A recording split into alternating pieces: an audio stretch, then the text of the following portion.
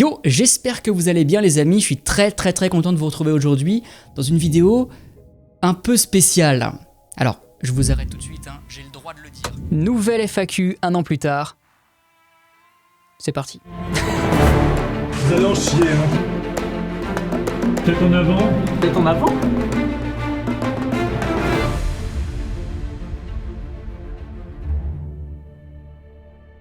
Bonjour à toutes et à tous les amis, j'espère que vous allez bien. Pour ma part, écoutez, ça va, hein, on est en juin, il fait moche, donc je peux porter mon bonnet. Et ça me fait très plaisir. Je vous ai proposé il y a quelques jours une petite FAQ sur Facebook et Instagram. Vous avez été très nombreux à participer, donc merci beaucoup. Et ma foi, le moment est venu de répondre à vos questions. Alors, que ce soit les futurs projets, que ce soit les vidéos, que ce soit l'archéologie, ou même que ce soit mes romans, on va parler de tout. Et à la fin, en bonus, je vous montrerai mon personnage dans une bande dessinée qui vient de sortir. Parce que oui, je suis dans une bande dessinée qui est actuellement en librairie, c'est assez improbable et c'est très cool aussi. Donc on en parle à la fin. Allez, commençons tout de suite avec la première question de la FAQ. Quel est le site archéologique sur lequel tu as eu le plus de plaisir à travailler et pourquoi ? Alors quand j'étais étudiant, j'allais tous les ans fouiller à Saint-Dizier sur un site qui s'appelle L'Écrasé. Et je crois que je peux affirmer que c'est ma meilleure expérience de fouille en tant que bénévole. Clairement, quand j'étais à la fac, j'ai pas fait mieux. Déjà, d'une part, l'ambiance était extrêmement bonne sur le chantier. L'équipe était très soudée. C'est là-bas que j'ai rencontré pas mal de mes meilleurs amis actuels, pour vous dire. Donc vraiment très bonne ambiance sur le site. Et bien sûr, les vestiges en eux-mêmes étaient assez déments. Il faut imaginer que sur ce site, on a une villa gallo-romaine, sur laquelle s'est implantée plus tard une nécropole mérovingienne, ainsi qu'une église. Donc vraiment la totale. C'est un vrai plaisir à fouiller puisque toutes les époques sont un petit peu mélangées, mais c'est aussi un casse-tête à interpréter pour les responsables d'opération. Bon, en tout cas, c'est un très beau site et c'est là-bas que j'ai appris à fouiller. Et d'ailleurs, petit bonus, je me suis retrouvé sur certains reportages de 2013-2015 qui traînent sur YouTube et qui parlent justement de ce site. Donc je vous laisse savourer ces quelques images. Genre là, si on fait pause, c'est Bibi. Puis là, pareil, c'est moi. Quel style d'ailleurs, incroyable. Bref, Saint-Dizier, très beau site, très belle expérience de fouille. As-tu une série de vidéos en préparation sur la chaîne ? Quels sont tes futurs projets ? Alors ça fait à peu près un an que j'ai lancé le format Sur le terrain, qui consiste en une série de reportages. Le but étant d'aller explorer des sites archéologiques, participer à des fouilles, des prospections, et plus généralement montrer comment se construit la recherche en archéologie, aller dans les coulisses de la science. C'est un format que j'ai très envie de développer et ça sous plusieurs aspects. En multipliant d'une part les sites archéologiques que je peux vous montrer, en multipliant les expériences de fouilles, en allant par exemple sur des fouilles préventives, qui sont une toute autre ambiance que les chantiers programmés que j'ai pu faire jusqu'à présent, en allant aussi en laboratoire, en vous montrant différents métiers de l'archéologie, etc. J'ai plein d'idées en tête et ce serait vraiment génial de pouvoir les concrétiser. Mais il faut savoir que ce sont des épisodes qui sont assez contraignants.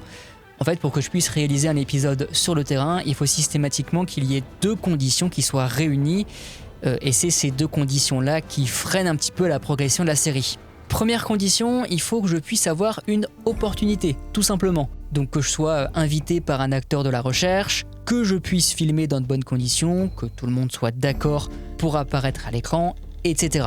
C'est déjà une première condition à remplir, il me faut une opportunité. Et la deuxième condition, elle est beaucoup plus pragmatique, il faut que je sois en mesure de financer le reportage. Donc si c'est dans le cadre d'un partenariat comme ce qu'a déjà pu faire l'INRAP avec d'autres vidéastes, la question ne se pose pas, puisque c'est une commande, le tournage est financé. Par contre, si c'est une initiative de ma part, ou si c'est avec une structure qui n'a pas les moyens de commander une vidéo, ou si simplement c'est pas dans le cadre d'un partenariat, là à ce moment-là c'est de ma poche, et il faut que je puisse payer mon cadreur, le matos de tournage, le déplacement, éventuellement le logement, tout ça. Donc, tout ça pour dire que c'est une série que j'ai très envie de développer, donc ça se fera tôt ou tard, mais c'est normal que ça prenne un peu plus de temps. Mais à part tout ça, je viens de lancer ma série des mystifications archéologiques, ça faisait très longtemps que j'avais ça en tête. Donc là, l'objectif va être de revenir sur les affaires de mystification scientifique, de fraude, les plus fameuses, comme par exemple l'affaire Glosel. Alors même si j'ai déjà fait une vidéo dessus, j'ai très envie de revenir sur cette affaire. Ou encore les crânes de cristal dont j'ai pas encore parlé, mais c'est un épisode pour lequel le script est déjà fini. Question suivante. Y a-t-il un nouveau roman en cours d'écriture ?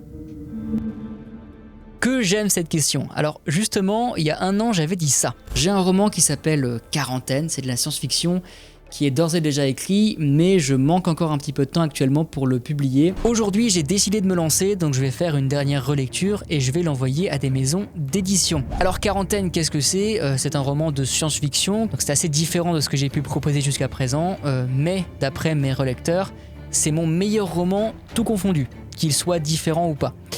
Donc si je dis ça, c'est pour vous faire comprendre que j'ai vraiment envie de lui donner toutes ses chances à ce roman, qu'il ait vraiment toutes les chances pour se faire une place dans les rayons de librairie et pour rencontrer son public tout simplement. Et pour qu'il ait toutes ses chances, j'ai besoin de vous puisque je cherche des maisons d'édition. Alors si vous connaissez des maisons d'édition qui sont bien distribuées et bien diffusées et qui publient de la SF, n'hésitez pas à me mettre les propositions en commentaire, ça m'aidera énormément. Et d'ailleurs, si vous avez aussi des contacts directs dans le monde de l'édition, encore mieux.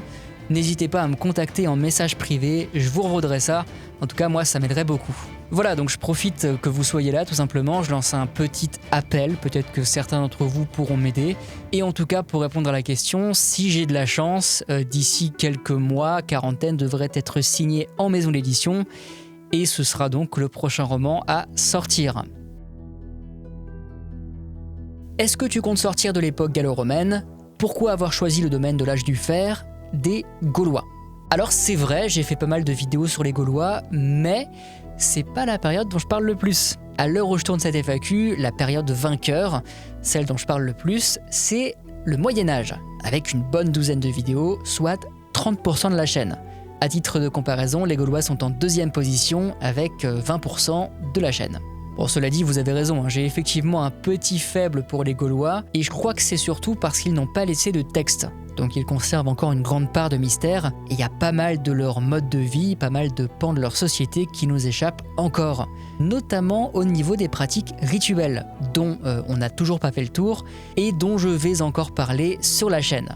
Autrement dit, j'ai pas fini de vous embêter avec des rituels chelous, désolé. Et bien sûr, au-delà de ça, les vidéos resteront aussi variées qu'elles l'ont été jusqu'à présent, avec du Moyen-Âge, de l'Antiquité, des Gaulois, de la préhistoire, bref, devrait y en avoir pour tous les goûts. Est-ce que tu fais toujours des études, ou alors est-ce que YouTube est ton métier à temps plein ? Alors j'ai fait des études d'archéologie à Strasbourg, j'ai travaillé un temps comme médiateur culturel au musée archéologique de la ville et actuellement je suis à plein temps sur YouTube. Alors par contre j'en vis pas encore financièrement, là actuellement le but c'est de profiter du temps complet justement pour pérenniser l'activité et atteindre une certaine stabilité. Quelles sont tes chaînes YouTube préférées ? Alors je vais peut-être vous surprendre, mais moi depuis plusieurs années, la chaîne YouTube que je regarde le plus, dont je ne loupe aucune vidéo, c'est Le Grand JD. Voilà. Et côté histoire, je pense que ma plus belle découverte, c'est Analepse. Je l'ai découvert grâce au label Hérodote avec sa vidéo sur Assassin's Creed. Voilà, donc Analepse, très bonne chaîne YouTube, je recommande. Quel est le cursus pour devenir archéologue ? Est-ce que l'archéologie a de l'avenir ? Le cursus classique, c'est licence d'archéologie en 3 ans, suivi de master en 2 ans. Et là-dessus, tu peux éventuellement rajouter un doctorat en plusieurs années, mais si tu veux en savoir plus, je te recommande l'excellente vidéo Comment devenir archéologue sur la chaîne Boneless Archéologie. Ça dure 1 heure et c'est beaucoup plus développé que tout ce que je pourrais dire dans cette courte FAQ. Donc si tu veux prendre le temps de bien cerner justement comment fonctionne le monde de l'archéologie, je te conseille cette vidéo. Maintenant, est-ce que l'archéologie a de l'avenir ? Honnêtement, c'est un milieu très difficile. Et ça, que ce soit dans l'archéologie préventive, donc sur les chantiers, ou que ce soit dans la recherche. En archéopréventive, les diplômés de ma génération enchaînent les contrats à durée déterminée, en alternant souvent des campagnes de fouilles de quelques mois avec du chômage, sachant que pour obtenir un CDD, c'est déjà pas évident, il faut vraiment s'accrocher, puisque les places sont chères. Et dans le milieu de la recherche, c'est pas forcément plus facile. Souvent, après la thèse, c'est le parcours du combattant. Donc malheureusement l'archéologie est actuellement un milieu très précaire et je dis absolument pas ça pour vous démoraliser, vous me connaissez de toute façon, c'est simplement ce que j'observe personnellement parmi les diplômés de ma génération. Question suivante pour se remonter le moral, combien de bonnets as-tu dans ta collection ? Eh ben beaucoup trop. Beaucoup trop. J'ai lu tes 2 premiers livres, le 3e est pour Noël, où trouves-tu l'inspiration ? Est-ce que l'archéologie t'a aidé ? Merci beaucoup. Alors pour l'instant malheureusement j'ai pas encore de 3e roman publié, mais ce que je peux te dire c'est que oui, l'archéologie et l'histoire m'aident énormément. Cela dit, et j'en profite pour le rappeler parce que ça me fait toujours du bien de le dire, je fais une grosse différence entre ma casquette d'écrivain et mon bonnet on va dire, de vulgarisateur scientifique. C'est pas du tout la même position, c'est pas du tout le même travail, et mes romans en l'occurrence n'ont strictement rien à voir, mais alors rien à voir avec le travail que je fais sur YouTube, avec la vulgarisation scientifique. Si vous voulez en savoir plus, j'en ai parlé en 2018, je vous mets la vidéo en fiche.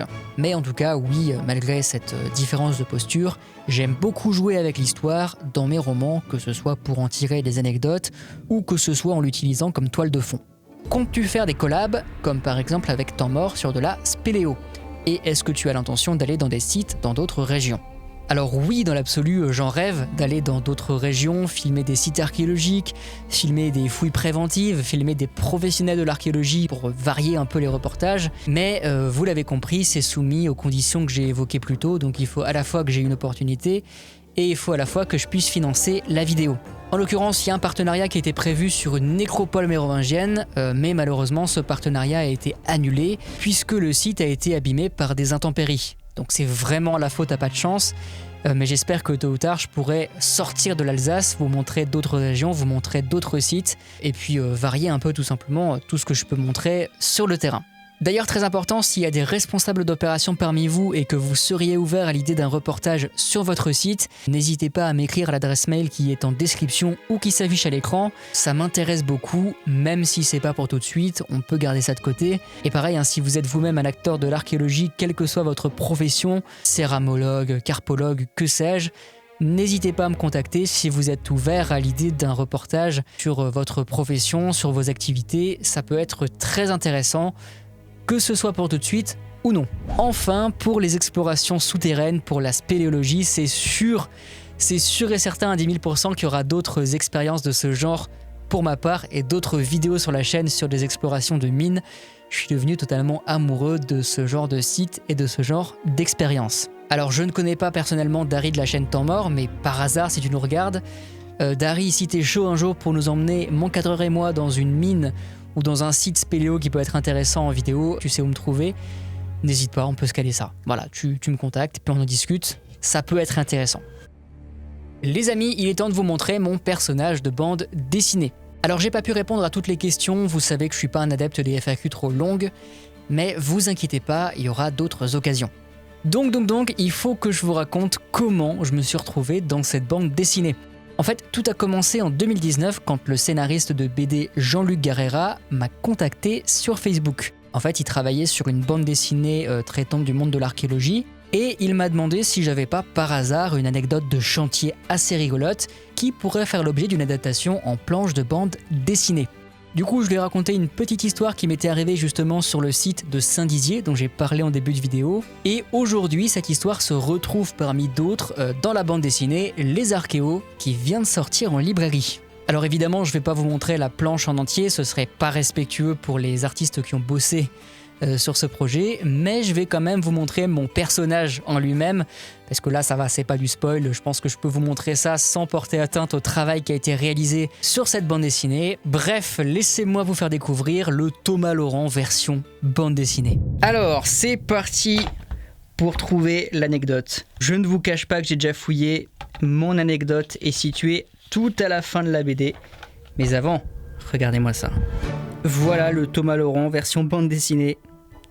Sublime. Et l'anecdote du coup, c'est la dernière de la bande dessinée, Mauvaise Pioche, d'après une anecdote vécue par Thomas Laurent, archéologue youtubeur. Magnifique. Et je constate qu'il y a une anecdote d'Yves Lebéchneck, c'est l'archéologue qui a fouillé l'hôpital de Bobigny à Vicenne. C'est là où a été trouvée la lance sonore gauloise dont j'ai parlé en documentaire. D'ailleurs j'avais fourché, j'avais dit Yann Lebéchneck dans mon documentaire, je ne sais pas pourquoi, mon script était juste. Encore désolé. C'est vraiment stylé. Je me mets en zoom pour pas spoiler, vraiment, mais... Et je ne suis pas le seul vidéaste à être présent dans la bande dessinée, regardez qui voilà. Jennifer Kerner de la chaîne Boneless Archéologie, 1, 2, 3 soleil. Très belle anecdote aussi. Je peux pas spoiler, c'est tellement frustrant. Voilà, en tout cas, si ça vous intéresse, sachez que la bande dessinée est sortie, elle est disponible. Faut savoir qu'il n'y a pas que des anecdotes vécues à l'intérieur, il y a aussi toute une série de gags qui sont chaque fois de bons prétextes pour présenter le monde de l'archéologie. D'ailleurs, la BD a été coécrite par un archéologue professionnel, et ça se sent. Il y a un vrai équilibre entre les vannes et entre le côté scientifique et pédagogique. Et puis en tant qu'archéologue ou en tant qu'étudiant en archéologie, on peut se reconnaître dans pas mal de situations. Vous l'avez compris, moi j'ai beaucoup aimé cette bande dessinée, je pense qu'elle peut parler à pas mal de publics, dont notamment de jeunes archéologues en herbe, pourquoi pas, qui s'intéressent à ce qu'est le métier d'archéologue précisément et concrètement, et qui voudraient en savoir plus sans vraiment se prendre la tête. Évidemment, je n'ai pas été payé pour vous dire tout ça, c'est pas le premier placement de produit de cette chaîne, loin de là. C'est juste que ça me fait plaisir de soutenir ce projet, je trouve la bande dessinée très chouette, et on va pas se mentir, ça m'a bien fait kiffer de voir mon anecdote sous forme de bande dessinée, c'est très cool, franchement ça régale. Tout simplement, ça régale. Et d'ailleurs, pour ceux qui liront la bande dessinée, sachez que dans la vraie version, c'est avec un bloc sculpté de portail d'église. Voilà. Paix à son âme. Sur ce les amis, c'est la fin de cette FAQ, c'est la fin de cette petite vidéo mise à jour sur la chaîne, sur les projets. J'espère que ça vous a plu, même si c'est évidemment pas une vidéo très construite, très travaillée. Je prépare pas mal d'épisodes pour la chaîne, des épisodes qui demandent soit de beaucoup de recherche, soit de beaucoup de montage, ce qui fait que j'ai pas été présent le dernier mois qui s'est écoulé, mais sachez qu'il y a des projets qui sont en préparation, certains sur le très long terme, donc je me consacre à 100% à ces projets et j'espère que ça vous plaira. D'ici la prochaine vidéo, je vous fais des gros schmutz. Portez-vous bien, prenez soin de vous. C'était Thomas. Ciao.